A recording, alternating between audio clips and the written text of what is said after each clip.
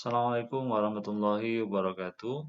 Selamat pagi dan salam sejahtera untuk kita semuanya. Halo anak-anakku kelas 3 yang Pak Tris sayangi. Jumpa lagi bersama Pak Tris di sini. Semoga kalian semuanya dalam kondisi sehat dan tetap semangat. Baik anak-anakku, hari ini Pak Tris kembali menjumpai kalian untuk menyampaikan materi tema 3, yaitu benda di sekitarku. Marilah sebelum kita mulai, kita awali dengan berdoa bersama, ya sesuai dengan agama dan keyakinan kita masing-masing. Berdoa mulai.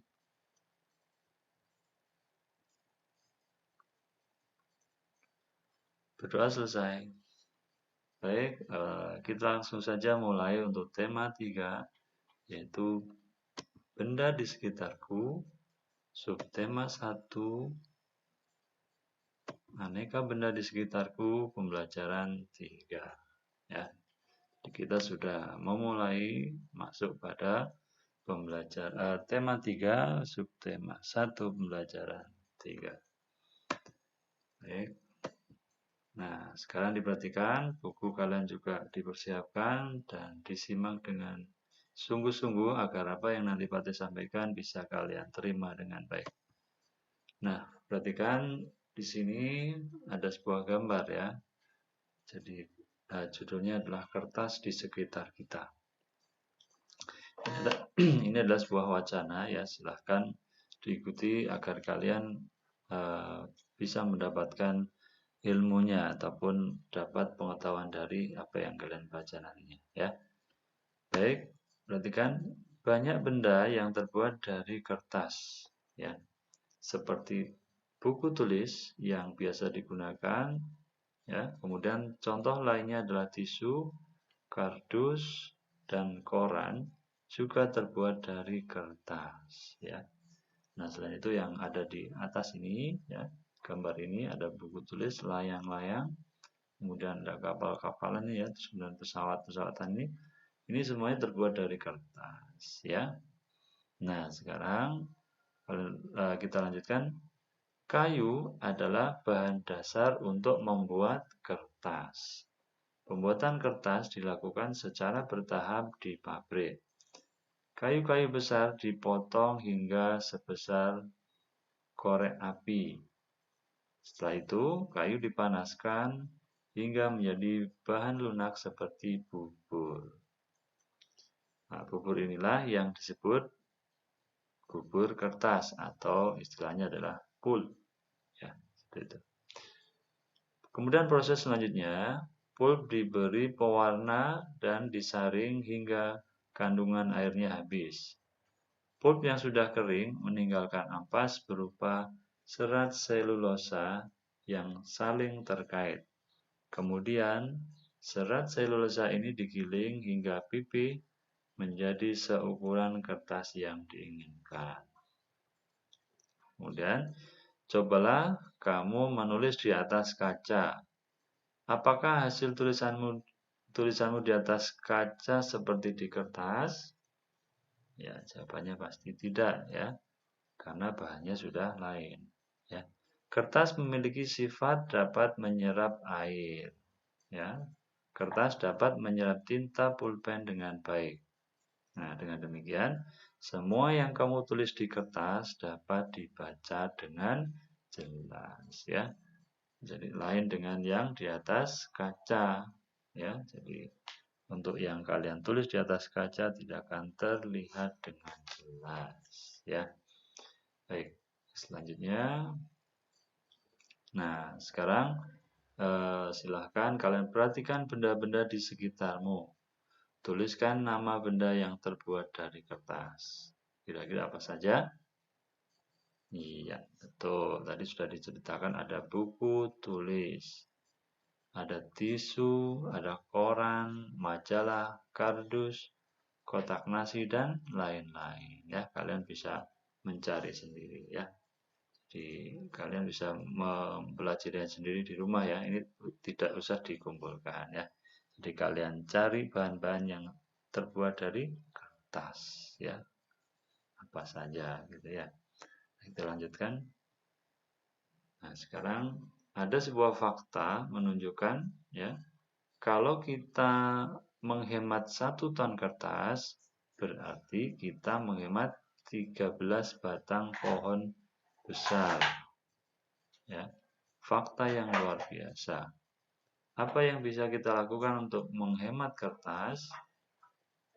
Ya, kalian perhatikan ini, apa saja yang bisa dilakukan untuk menghemat kertas. Nah, kemudian sekarang kita dengarkan percakapan Udin dan teman-temannya yang berpendapat tentang menghemat kertas. Ya, perhatikan ini. Udin berkata, setiap tahun ajaran baru, aku meminta ibu membeli buku tulis baru. Sekarang aku akan menggunakan buku lama. Buku lama yang halamannya belum terpakai. Jika ingin terlihat seperti baru, ganti saja sampulnya. Ya. Nah, kemudian ini yang berikutnya adalah temannya atau mungkin Siti ini ya. Nah, kalau aku akan memanfaatkan kertas yang masih dapat digunakan. Misalnya, menggunakan kertas di 2 sisinya. Dengan demikian, tidak menghabiskan kertas banyak. Gitu ya. Nah, kemudian Udin berkata lagi, saya sendiri tidak dapat menghemat kertas sebanyak 1 ton. Akan tetapi, bila setiap orang melakukan penghematan, pasti berton-ton kertas dapat dihemat. Asik bukan? Ya, nah, ini adalah sebuah diskusi ataupun percakapan yang dilakukan oleh Benny dan temannya, yaitu Siti. Gitu ya. Nah, kita lanjut. Nah, diskusikan secara berkelompok. Nah, ini tidak usah didiskusikan secara kelompok ya, karena kalian masih berada di rumah untuk belajarnya, sehingga kalian cukup diskusi dengan orang tua kalian masing-masing. Dan ini pun bukan tugas ya, nanti akan Pak Tris jelaskan. Nah, apa yang dapat kamu lakukan untuk menghemat kertas? Tuliskan hasil diskusi kelompokmu, perhatikan penggunaan huruf besar dan tanda baca. Jadi sudah Pak Tris sampaikan. Nah, ini akan Pak Tris jelaskan saja ya. Tidak dibuat tugas, nanti tugasnya ada sendiri. Yang pertama, perhatikan. Ini adalah cara menghemat cara menghemat kertas. Yang pertama adalah optimalkan penggunaan kertas dengan cara menggunakan kedua sisi kertas ya. Jadi kalau kalian punya kertas ya, lembarannya kan ada muka dan belakang. Nah, oleh karena itu kedua sisi itu harus kita gunakan agar dapat menghemat kertas, gitu ya. Yang kedua, mengoptimalkan penggunaan media digital sebagai pengganti kertas. Nah, untuk yang kedua ini, untuk saat ini ya, yang sedang terjadi di sekitar kita ya, ataupun yang sedang terjadi di kita semuanya, bahwa kita untuk saat ini sedang apa? Sedang di masa pandemi ini kita lebih banyak menggunakan media digital sebagai pengganti kertas, gitu ya. Nah, kemudian yang ketiga, menggunakan kertas daur ulang. Ya, ini kertas yang sudah dipakai, masih bisa digunakan lagi. Nah, itulah yang disebut dengan daur ulang ya. Kemudian yang keempat, mengurangi penggunaan tisu ya. Nah, ini jadi bagi kalian yang suka sekali menggunakan tisu ya, silahkan gunakan seperlunya saja untuk menghemat kertas, gitu ya. Nah, itu adalah cara menghemat kertas, gitu ya. Nah, selanjutnya. Nah, kamu telah membaca wacana di atas. Wacana tentang kertas di sekitar kita. Dan carilah arti kata berikut dengan tepat. Kamu dapat bertanya kepada gurumu ataupun orang tua kalian masing-masing ya. Dan kamu juga dapat mencari di Kamus Bahasa Indonesia. Nah, silahkan kalian bisa mencari arti dari kata-kata yang ada di sini ya. Sebetulnya kata-kata ini sudah ada pada bacaan di depan tadi ya. Kalian juga bisa kalian bisa memanfaatkan internet ya untuk mencari kata-kata ini ya. Nah, kalau sudah kalian temukan artinya, kemudian kalian silahkan buat kalimat dengan menggunakan kosakata di atas. Nah, ini kalimatnya cukup 5 saja, tidak sebanyak ini ya. Nah, jadi ini tugas kalian ya. Jadi tugas kalian nanti mencari arti kata dan selanjutnya membuat kata ataupun membuat kalimat dari kata yang sudah ditemukan. Ya. Berikutnya, perhatikan, kertas dapat digunakan untuk menulis. Apakah kertas juga dapat digunakan untuk membuat alat musik? Ternyata tidak. Mengapa? Jawabannya adalah karena alat musik sebagian besar terbuat dari kayu, berpadu dengan kulit hewan. Contohnya antara lain adalah gendang. Cara memainkannya dengan dipukul. Kamu dapat bernyanyi diiringi gendang atau dengan bertepuk tangan. Nah, ini ya. Jadi alat musik yang sedang dimainkan dari kedua anak ini adalah gendang namanya ya. Itu. Ini terbuat dari kayu ya dengan dipadu kulit hewan ya. Contohnya kulit sapi ataupun kerbau ataupun kulit kambing ya. Artinya kulit yang bisa dimanfaatkan untuk membuat alat musik seperti ini ya.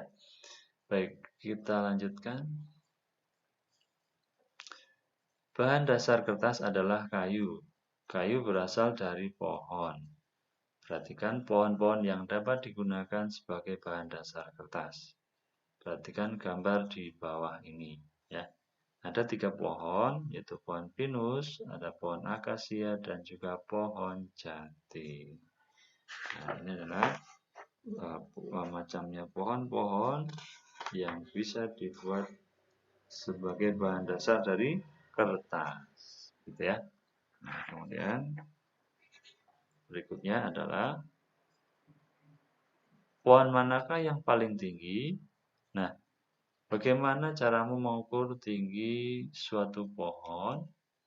Ya, yang pasti kalau kita ingin mengetahui tinggi suatu pohon ataupun tinggi apa saja ya, maka kita harus mengukurnya.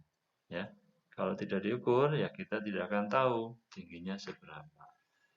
Nah, sekarang begitu juga dengan tinggi badanmu ya. Jadi tinggi badanmu pasti berbeda dengan temanmu. Apakah semua panjang atau tinggi benda dapat diukur dengan alat ukur yang sama? Nah, sekarang diperhatikan. Alat ukur panjang benda bermacam-macam. Kamu tentunya sudah mengenal beragam alat ukur pada pembelajaran sebelumnya ya. Nah, kalian bisa lihat lagi pada pembelajaran sebelumnya ya. Namun tentunya masih ada yang diingat ya. Di antaranya adalah ada meteran roll seperti ini bentuknya. Kemudian meteran saku dan meteran pita ya. Nah, ketiga alat ini digunakan untuk mengukur ataupun mencari tahu panjang ataupun tinggi benda yang berbeda-beda gitu ya. Tidak semuanya sama menggunakan alat yang seperti ini gitu ya. Nah, sekarang jawablah pertanyaan berikut. Sebutkan satuan panjang yang telah kamu ketahui. Nah, satuan panjangnya apa? Sentimeter ya. Nah, jadi satuan panjang itu adalah sentimeter atau bisa juga meter gitu ya. Nah, itu adalah satuan panjang. Terus berikutnya, tuliskan alat ukur yang tepat untuk mengukur benda-benda berikut. Diskusikan bersama temanmu. Nah, sekarang perhatikan ini ada tabel, yaitu ada bagian yang diukur dan jenis alat ukur yang digunakan.